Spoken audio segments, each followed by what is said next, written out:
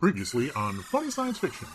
So I get off the plane and I'm like smelling. I'm like, oh my God, it smells like grass and not the kind you know.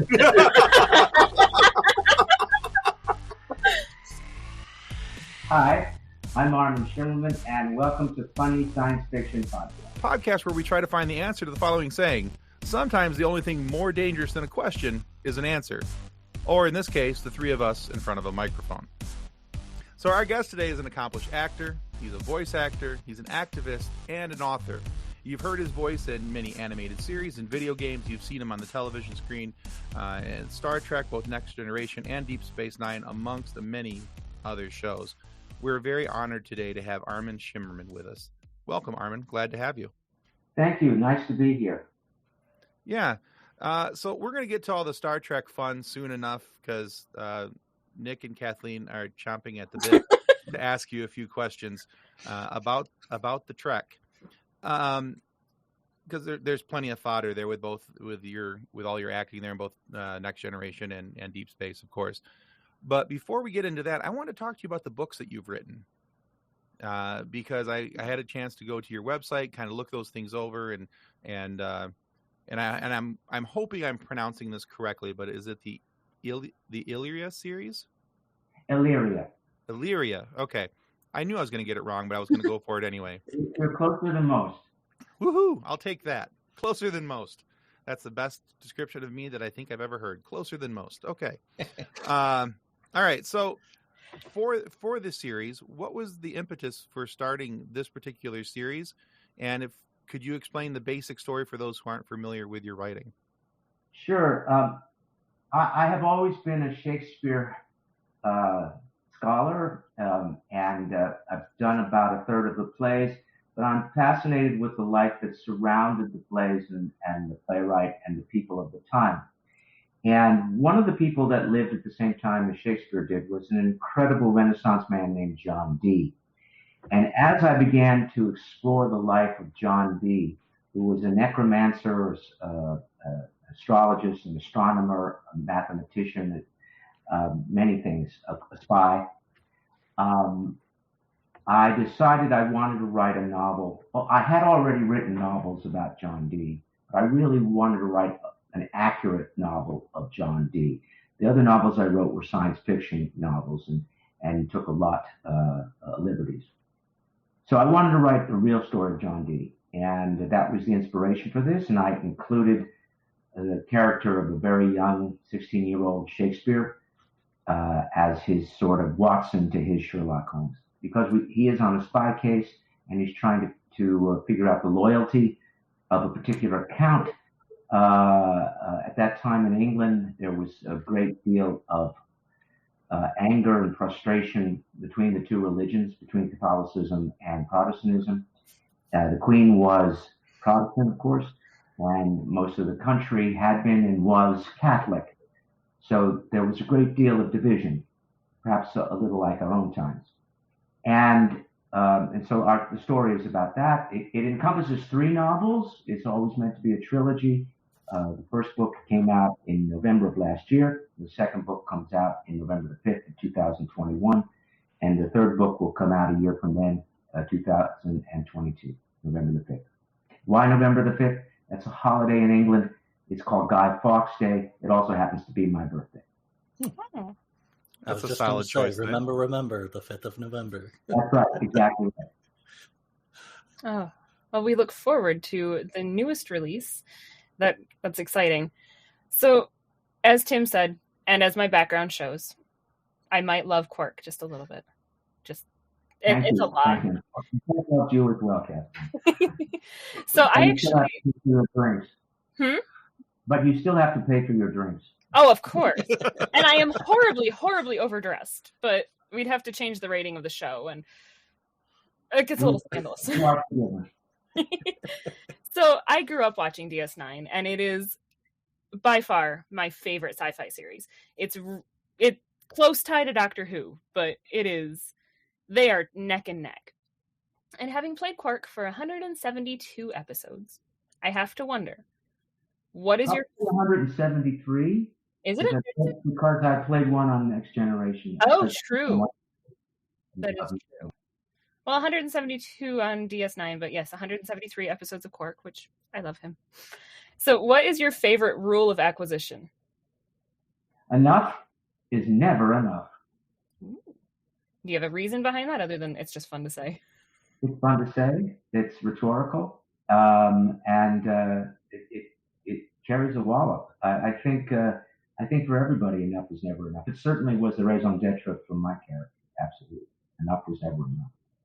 Definitely. So, as you mentioned earlier, you absolutely love Shakespeare and like all things Shakespeare. So, how did you bring your love of Shakespeare into the various roles that you have played? That's a great question. Thank you, Nick. Most of the Star Trek actors are classically trained. Most of us have done a great deal of Shakespeare. Perhaps it's the need to be able to get around technobabble on Shakespeare and make that language sound plausible, which you have to do in Shakespeare as well. But one of the things that I teach when I teach Shakespeare is something called rhetoric, about how you put words together. That's why I like enough is never enough. It's a repetition of the word enough, and that's what they call, oh my God, I've just forgotten the word for it. Language is what Shakespeare and his contemporaries and everybody really up until the 20th century was interested in. And so when I perform, it's not just about my heart, it's also about my ability to speak the language that the writers have given me and to communicate the whimsy of the language to an audience. So that's what I did in Star Trek. That's what I do in all my roles. I look at the language. I look, of course, at what the character wants and needs to do, what he feels. But I also want to make the language come alive, which they gave me every opportunity on Star Trek, on Buffy, and on other shows. I could definitely see the Shakespearean influence with Principal Snyder, even. Yes, he's a little bit of a Malvolio, and I'm not sure that I actually based that character on Malvolio, but before I was Quark, I was another Ferengi called Letek. Mm-hmm. And if you look at that episode, that character has a slight limp, a slight hunch in his shoulder, and certainly Richard III was the inspiration for that character. Unfortunately, I'm not happy with that performance, but Richard III was the inspiration for that performance. So Richard III was the inspiration for the original Ferengi. That's really cool. That's interesting. Now, that's the Ferengi that you played on The Next Generation, correct? That's right. Okay. Right. Well, that's actually a really nice lead into my next question for you then, because I had seen an article on a website called fansided.com, which is talking about Star Trek, and was talking about your role as the Ferengi on The Next Generation. Ferengi. Michael Dorn says Ferengi, and he's got it wrong. Ferengi. Okay. Tim's not a Star Trek fan. I'm not as big of a Star Trek fan, so. Michael Dorn, so it's okay. All right. Well, good. All right, I'm in good company then. Now, it said that you weren't exactly happy with the way that that the character had been developed and the way that it had been played, because according to the article, your understanding was that it was the Ferengi who were going to be more like the. I'm still probably pronouncing it wrong, and I'm sorry. I'm talking about the original Ferengi you're talking about, right? Yes. That they were supposed to be portrayed more like the Klingon. That you thought that's how they were going to be, more of a warrior tribe instead of comic relief. You're going in the right but wrong direction. Okay. They had a vision. It wasn't that I was upset with them. It was rather I did not fulfill their vision. The onus is on my shoulders, not on anybody else's, except possibly the director. But I failed them miserably as far as portraying the original Ferengi. The Ferengi, as you started to say, were never meant to be comic. They were meant to be ferocious. They were meant to be the nemesis that the Klingons were for the original show and certainly for Next Generation. But I failed that. I didn't give them the performance they wanted, or that they asked me to do, for that matter. And my performance as Quark several years later was an attempt to re-indemnify the Ferengi, to make them three-dimensional characters, which I had woefully not done in my first performance on Next Generation. Okay.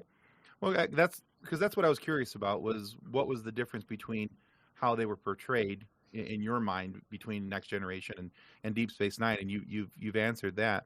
But what changed in the character for you to be willing to come back and do that? Was it just that you wanted a chance to like, redo it to feel better about the character? Absolutely, Tim. It was guilt. It was out and out guilt. I felt so guilty about how badly I had performed on Next Generation with that new species of Ferengi that I wanted to have a do-over, and I got that do-over, and I had the help of wonderful writers who pushed me in the right direction, for which I'm enormously grateful. I also wanted to make the paycheck, Tim. Also important. When the opportunity of being a series regular on a Star Trek show was, for me, a huge Star Trek fan, a great, great, great opportunity. And I consider myself one of the luckiest people alive that I got that opportunity. Yeah, and I think for the history of Star Trek, I think most would be happy that your guilt won out and that you came back, because I think that all the research that we did, and we'll get into this in a few minutes, but the size of our group and as Trek heavy as they are, they absolutely love your character, and your character is from everything that I can see and everything that I have read, is a universally loved and respected character. So I'm very glad that you came back and that you gave it another attempt. Well, thank you. I as much as I wanted to do it, there was a half hour when I wasn't sure. And I had the opportunity to visit an old friend of mine long before Star Trek, a man named Jonathan Frakes. For you, Tim, he was Riker on yes, the man who cannot sit in a chair normally. Yes, I understand. My first childhood crush. And I spoke to Jonathan for about a half hour, and with my qualms about having to do this, because wearing the makeup is burdensome. And he very much convinced me into doing it. I think the closer was at the end of our conversation. This rugged Englishman came into the trailer, Patrick Stewart, and heard a little bit of our conversation, and he turned to me, and he didn't know me very well, but he said, "Armin, you have to do it." So that was it. It's hard to do it. I had to do it. Yeah, I think if Patrick Stewart walked anywhere where I was at and I was contemplating to do or not to do, and he said do, I think I would take that advice. Yeah, I did. So we blame it all on Patrick. A little on Jonathan, but certainly on Patrick. But it was an easy choice. I was just daunted by the idea of wearing that prosthetic makeup for as long as I had to wear it. But my dear wife, a very smart lady, a couple of years into the show, when I was complaining about the makeup, she wisely said to me, "Armin," and remember that I was a huge Star Trek fan. She said, "If you want to be a knight, you have to wear the armor." So I wore the armor and shut up about how difficult it was. I can see, though, in the way that you portrayed Quark, that the redemption is there. No, we're supposed to be a feared race, and Quark kind of has that chip on his shoulder of no, take me seriously. And I think that that's part of why we all love him so much. Thank you for that, Kathleen. That was an agenda of mine. You have to take me seriously. That was always under my performance, because I was fighting that perception that they were comic characters. Mm-hmm. And the writers have recently told me, many years after we finished shooting, that if they had something weirdly, bizarrely, wonderfully comic, they wouldn't give it to me, because I would put a serious slant to it. But they would give it to Max, to Rom. And so Rom would be the butt of many jokes, because they knew that he would give his all, and he did it brilliantly, to be that sort of comic character that leans itself more towards the original Ferengi. I was always trying to make the Ferengi more serious, and in a comical way, of course. Right. But that was always my agenda. In that sort of underdog, even though you try, it's never really going to work. Right. Yeah. Yeah, Tom's back there too. Right. I mean, the purpose of my character was to be comic relief. That was why they wrote the character. So they couldn't give that up. Neither could I. Right. But if there was any opportunity, the slightest opportunity, to make this a meaningful moment, a three-dimensional moment, then I would grab for it. And if the director asked me to do it a different way, I would, and then they would have the option of using one or the other in post. And even the way that Quark argues with Moogie with the, no, you have to do this. You have to take these roles seriously. What are you doing? It's like, even in battling with his family, you see that come through of the, no, we're going to be taken seriously. Right. Thank you. Yes. If that came through, Kathleen, you've made my day, because that's what I tried to do. It totally came through. I think Quark was the only one who took the Ferengi seriously. Well, he wasn't the only one. He wasn't. No, I certainly did. Rom did. We all did. We all took them seriously at times. But we also knew there was a little tongue-in-cheek about some of the things we did. Some were more eager to embrace the farcical side of the characters. I was up for it, but I wasn't eager. But I did my best, and I always knew that I was the comical character on the show, and therefore it behooved me to be funny. So I tried to walk a thin line between the two. You did it wonderfully. And I think that there's an opportunity to be funny even when being serious. That's right. You know, there's serious comedy where, you know, somebody is playing the straight man, and the straight man can be the funny man by being the straight man. Mm-hmm.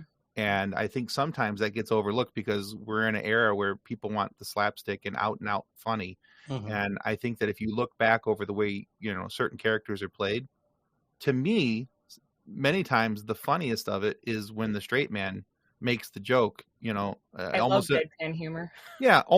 It's almost in a you know, an unseen way. It's not underhanded, but it's the lower hand where it's not seen as easily. I couldn't agree more, Tim. Couldn't agree more. Thank you for that. Yeah. So in addition to being the television famous bartender and a high school principal and judges, you've got a notable list of video game roles that I noticed are mostly villains. So what interests you playing? Don't know why that is, although at one time it's hard to believe. That's the great thing about doing voiceovers. There was one cartoon, just Justice League, I believe it was, where I actually got to play the voice of Superman. So not necessarily a villain. But most of the time, yes, I'm cast as villains. Don't know why that is. I did take a movie a couple of years back called The Fifth Passenger, because the character was not a hero by any means, but he wasn't a villain. And I said to the director, I took this because this is the first time I'm not playing a villain. And he was happy to have me, and I was happy to do it. I read online somebody referred to Principal do that. I actually, after years and years of playing villains, I didn't know if I could come across as a non-villain, because there must be something in me intrinsically that indicates that. I must believe that, or else I wouldn't have played so many villains. So I didn't know whether things that I wasn't aware of in my own personality might be coming through in that performance. I've seen the picture; it's quite good, and I guess I was wrong about any worries. There's nothing villainous or evil about the performance. So happy about that. Yeah. I read online somebody referred to Principal Snyder as a villain of nuisance, and I'm like, that's good. That's good. Yeah, I think he was a nuisance, and he was never supposed to be around for very long. No. They had told me early on, we're going to rotate principals in and out on a regular basis. And I said, great, because I got a day job, you know? Yeah. Because I was shooting Star Trek at the same time I was shooting Buffy. And yet they kept me around for 3 years. I know that the last episode of the 3 seasons that I was in, I immediately, when I got the last script of the season, I went to the last page and said, okay, how do they kill me off? And surprised for 3 seasons that they haven't. All right. I think they were I want to believe that they were very happy with my performance and liked whatever color I brought to their canvas. Definitely. And I can't imagine a principal in a school like that actually sticking around for 3 years. Like, I would have been out of there so fast.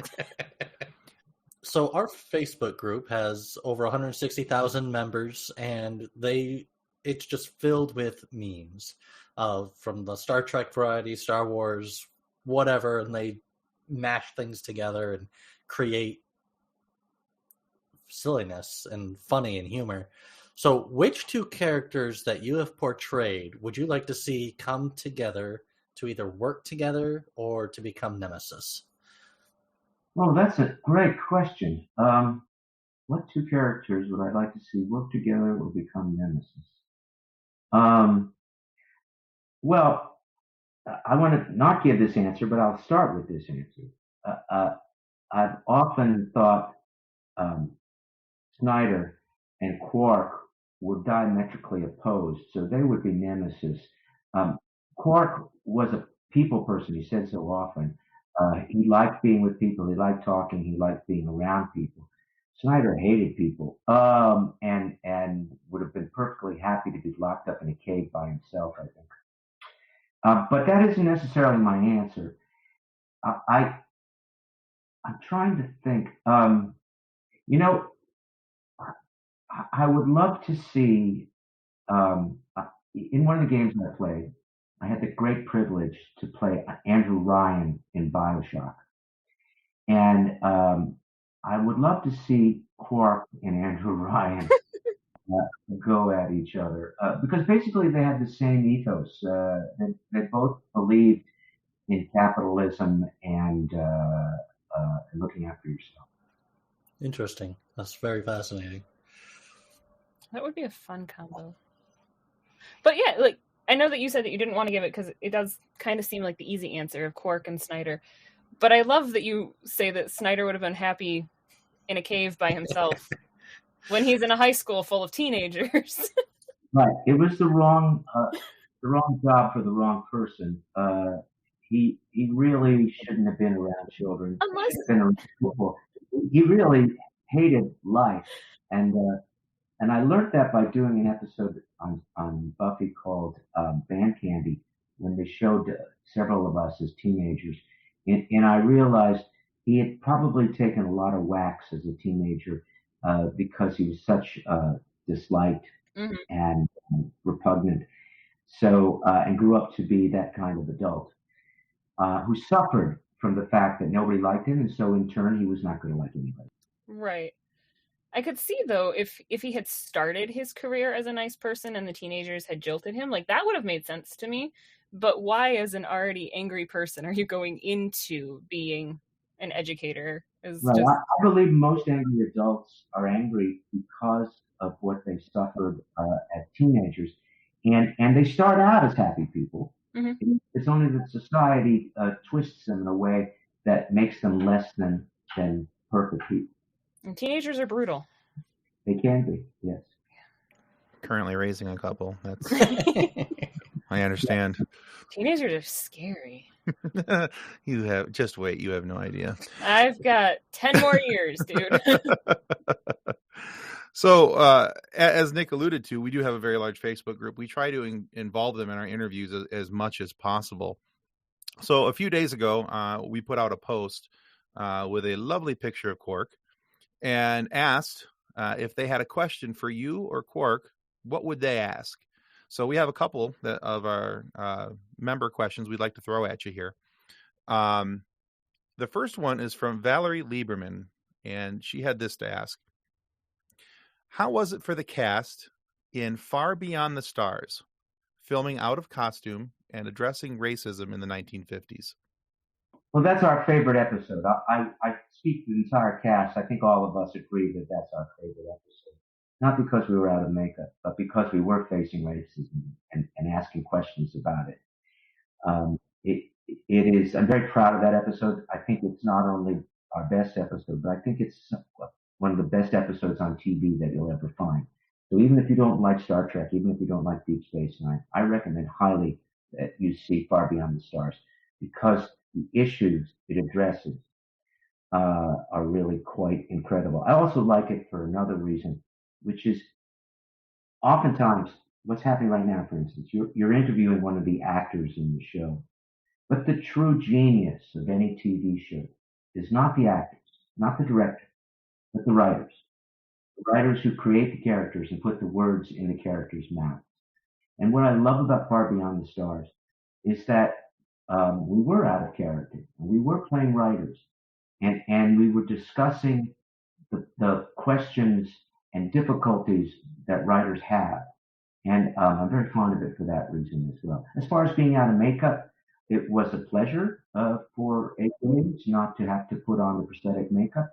I will tell you an anecdote very quickly. That was, I think, season 6 of our 7-year season. And I remember the prop master came over to give me something as my character in Far Beyond the Stars. His name was Herb. And his name was, the prop master's name was Pat. And Pat looked at me out of makeup. And he had seen me hundreds of times out of makeup. But he looked at me in front of the camera out of makeup. And he said, Armin, it's very strange for me to look at you without the makeup. Which was flattering, but also hard to understand because, as I said, he'd seen me many times out of the makeup. Mm-hmm. And we were also playing different characters. I had the discussion with the director, with Avery Brooks. Avery wanted me to do something in a sort of Quark-like way. And I said, Avery, I don't think so. I think Herb is a totally different character than Quark. And that all the characters that we're portraying are different than their essential beings on Deep Space Nine. And I don't necessarily have to be greedy as Herb. I don't have to be obnoxious as Herb. I have to be a writer and address this as a writer would. So that's my long-winded answer for that lovely question. We love long-winded answers. Long-winded answers are the best answers. Yeah, do, right, Tim?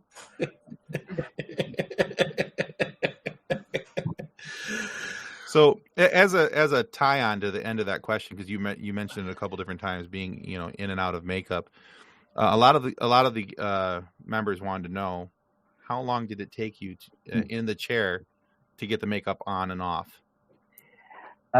It took 14 hours to put the makeup on and 26 hours to take it off. I only answer it that way because that is the perennial question. That I actually, when I go to convention appearances, I get in front of the microphone. I don't say hello, hi, I'm Armin Shimerman. I just go 2 hours. I mean, it's an it took 2 hours. Yes, it took 2 hours to put the makeup on. And the question that no one ever asked, which was much more important to me and to my makeup artist, was that it took an hour to take it off. And the reason why it's more important is after a 16-hour day, when both she and I wanted to go home, we still had another hour of work to do before that. Understood. Okay. So, Tim used a question from the group. I have other sources for questions for you. Because, like I said, growing up... My parole officer. Not this time. No, that's my next question. Just hold tight. No, so as I mentioned, okay, go ahead. I grew up watching DS9, and my mom is also a big DS9 fan. So she actually wanted to know if the physical appearance for Quark for the Ferengi came before if the physical appearance for the Ferengi came before the written character, I guess is how she was wording it. No, for you and your mom, I don't know the specific answer to that. I don't know if the writing came first or if the makeup came first. I would assume, and that's all it is an assumption, that the writing came first. Was it exactly the words that I said in the episode? Probably not. But what's also interesting, and this is a scoop for your blog and your listeners. We love those. There is a new Ferengi on, I think, Prodigy, Star Trek Prodigy, or Discovery. I'm not sure which of the two shows. It's probably Discovery. And the makeup that he had is actually the real original Ferengi makeup. Oh wow. Okay. And that the makeup that Rom and Quark and Brunt all had with the ledge across the top and the round ears. That was not the original makeup. It was a much more elfin look than a pumpkin look. And I don't know why they changed it. So when you ask that question, I can't answer what came first, but I'm also mystified about why they changed it. I do know, well, that's a question you haven't asked, and I won't bore you with it. But so I don't have an answer. Oh, that's all right. You know, as a person who was picked on for having large ears growing up, I loved the Ferengi's ears. Well, you can see that you and I have that in common. I hide mine in my curls. If I had curls, I would hide them. My mom was absolutely terrified of the Ferengi. They went to Las Vegas once, and there was a guy dressed up as a Ferengi and was chasing her around, and she was just like freaking out. Well, I love that guy. I've forgotten his name, but he was terrific. I'm sorry to say he passed away. Oh. But I loved what he did in the restaurant, and was a big fan of his. Big fan. Awesome. Nice. Another one of our Facebook group members, Jess Van Gosen, wanted to ask, what was your favorite Quark episode or moment? There were several. It's hard to say which one. Certainly one that a lot of people are aware of is what we call the root beer scene between Quark and Garrick. There was a speech they gave me, which I just loved, which is to Avery, and I can't remember. I guess I do. It was a siege of AR, whatever the numbers are that follow it, where he explains how the Ferengi are different, better than human. Mm-hmm. I like that a lot. There's an episode called All the Way Home, I think it's called, or something like that, which was early on. This is about the third or fourth episode of Deep Space Nine. There's nothing special about it that I can point to, like the speeches I was just mentioning. But in that episode, I had a great epiphany moment where I went, oh, now I understand this character. I understand who he is. Move Along Home. That's the name of the episode. I understand this character. It took me 4 or 5 episodes to get there, but after that, Quark was relatively easy to play because I'd had an epiphany about who he was. So that's a favorite too. That's awesome. So the only other question I have for my family, because I like them, I'll let them ask questions occasionally. She likes them most of the time. There's one more I have to mention. Go for it. Which is an episode between Quark and Odo, which Renee and I did on a mountaintop.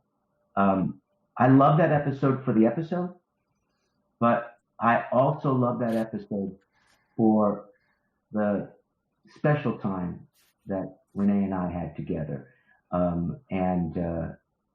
We loved working together. We didn't actually work together that often. Both he and I used to say, you know, this relationship that everybody's fond of, it didn't happen that often. Right. But in that episode, The Ascent, it did. So I'm very fond of that as well. I'm sorry to have interrupted. No, it's totally fine. Odo's worth interrupting my brother for. It's all right. So my brother Fred wanted to know if you got to keep any cool souvenirs from the set of DS9. And specifically, he wanted to know how many bars of gold-pressed latinum you have. I have no bars of gold-pressed latinum. That's a shame. And when the set was being dismantled, I made a point not to visit the set and take anything from the set. So for a number of years, I had nothing from the set. However, a couple of years later, I was at a dinner party, and I had mentioned this to one of the set designers, Doug. And about a week later, Doug delivered something from the set to my house. And people can't see me on the blog, but you guys can. I keep looking over my shoulder because over my shoulder right here is a an ornamental piece from Quark's bar that Ooh. is hanging on my wall. And thanks to Doug, I have that. But That's awesome. didn't secure it. Doug did. And speaking of Odo, when they were taking the set apart, I think Renee drove up with a pickup truck, a sledgehammer, and took as much stuff as he possibly could. That's fantastic. I wouldn't blame him. So much for the lawkeeper, Well, there is that. All right, Armin, we've had an absolute blast talking with you. We're so glad that we've been able to cut out a few minutes to have this conversation. But we are at the part of the show where we like to run our guests through a little quiz. It's just a little fun thing that we like to do. And the quiz that we're going to put you through is called Name That Movie's Year. So, well, there's 5 questions. Each of the questions are multiple choice. You'll have Nick and Kathleen will run you through a series of questions. Each question, they'll give you 3 movie names, and each one of those movies came out in this year. And there's 3. They'll give you 3 years to choose from. Okay. Okay. Now, if you get out of the 5 questions, if you get 3 of the questions correct, we would love to send you one of these. There, get into camera. There it is. I always have a problem with this. The I Gave to the Red Shirt Widows and Orphans Fund coffee mug. And then if you get 4 questions correct, we want to give you the mug, and we're going to send you this book, which is called Custodians of the Cosmos, which is, we get it into camera. There's multiple books. And then we're going to send you also Drayton's new book, which is called Dances with Aliens. I don't expect to get any of these right, so I don't think I'm going to get any. In all reality, we'll send it to you anyway because we like you. Yes, I had a feeling you might. So. And then, of course, if you get less than 3 questions correct, we have to do what we call a fun sequence. We would like to take a picture of you, make a meme out of you, and put it into the group for everyone to enjoy. Would you be okay with that? Yes, absolutely. Okay. I assure you, it will be tastefully done. Something with Quark, I'm sure. All right, Nick, take us away. So these 3 movies came out in which year?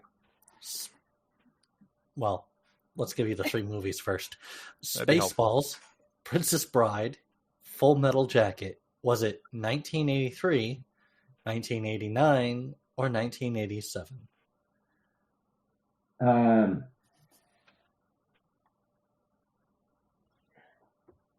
I'm going to say 1989. So close. It was 87. Okay, great. Don't tell Wally that I got that wrong. All right. Question number 2. Rocky Horror Picture Show, Jaws, and Monty Python's Holy Grail. Was that 1971, 1975, or 1978? I'm going to say 1975. You are correct. Very good. 1 and 1. Batman Begins, Hitchhiker's Guide to the Galaxy, Star Wars, Revenge of the Sith. Was it 2005, 1999, or 2010? And will you repeat the titles again? Batman Begins, Hitchhiker's Guide to the Galaxy, Star Wars, Revenge of the Sith. I'm going to say 2010. It was 2005. Wow. All right. Question 4. Battleship, James Bond Skyfall, and Prometheus. Was that 2010, 2015, or 2012? Would you like a hint? Yes. It was the year the Aztec calendar ended. Thank you for that hint. I'm going to say 2012. That is correct. Hint was what did it, actually. All right, we're 2 and 2. No, we're not. We're not 2.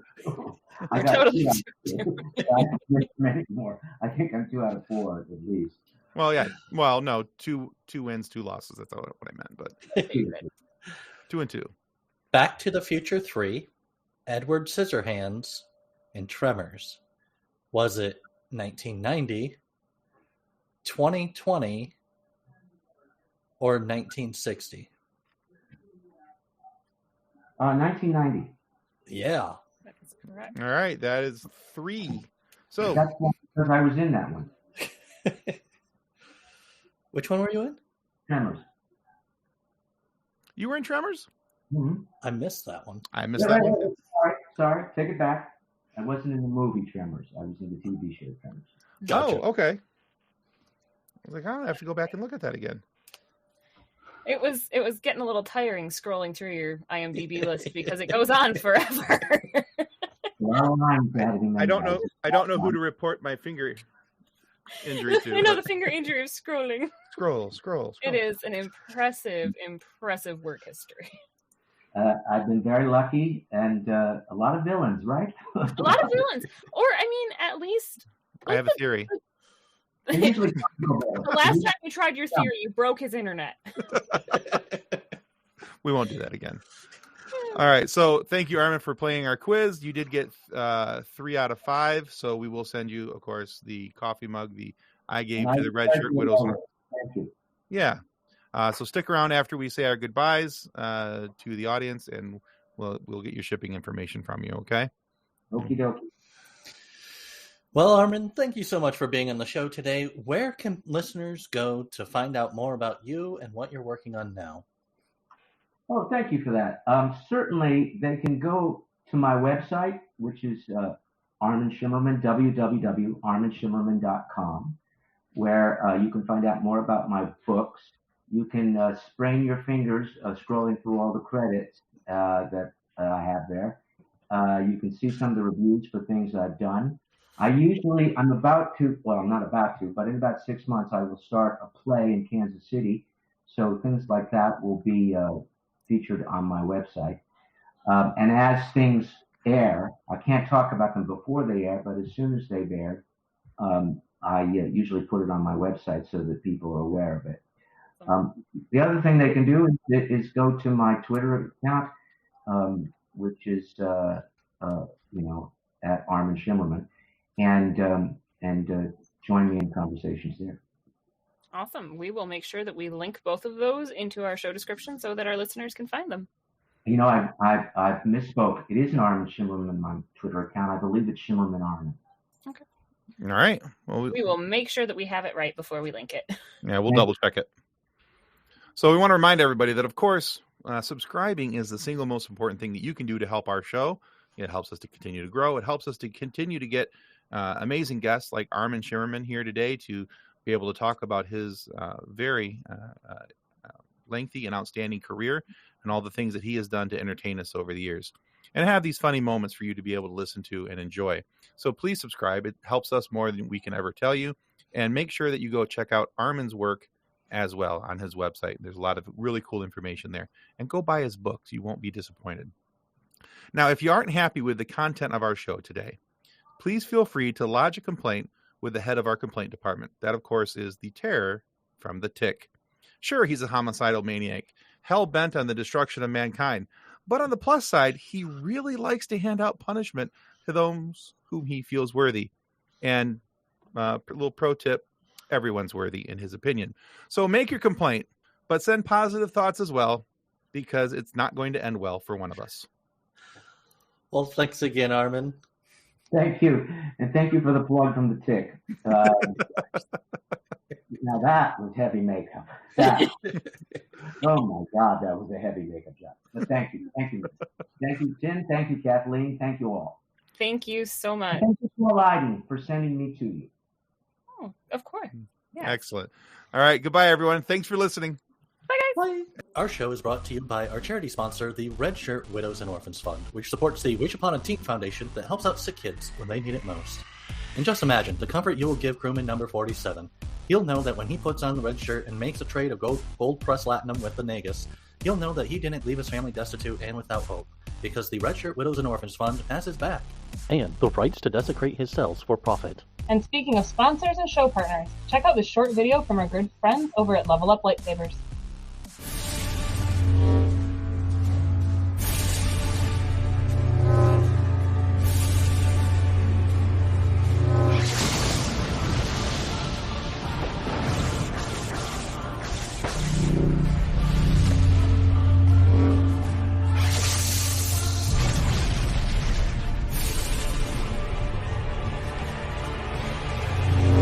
Information about Level Up Lightsabers and their online training sessions can be found in the episode description below. On behalf of the rest of the hosts of Funny Science Fiction, we'd like to thank you for listening to this episode. If you'd like to be a guest on one of our future episodes, please contact us by means of our Facebook group, Funny Science Fiction. You can find us on Twitter or Instagram using the handle @FunnySci-Fi, or you can go to DraytonAllen.com and click the Contact Me link at the bottom of the page. Thanks again. Hope you enjoyed the episode. Copyright 2020 by Drayton Allen. Original music by Jordan Michaels. Reference to any specific product or entity mentioned in this podcast does not constitute an endorsement or recommendation of or by Funny Science Fiction or its sponsors. The views expressed by guests are their own, and their appearance on the program does not imply an endorsement of them or any entity they represent. If you have questions about this disclaimer, please contact us via email at DraytonAllen@DraytonAllen.com.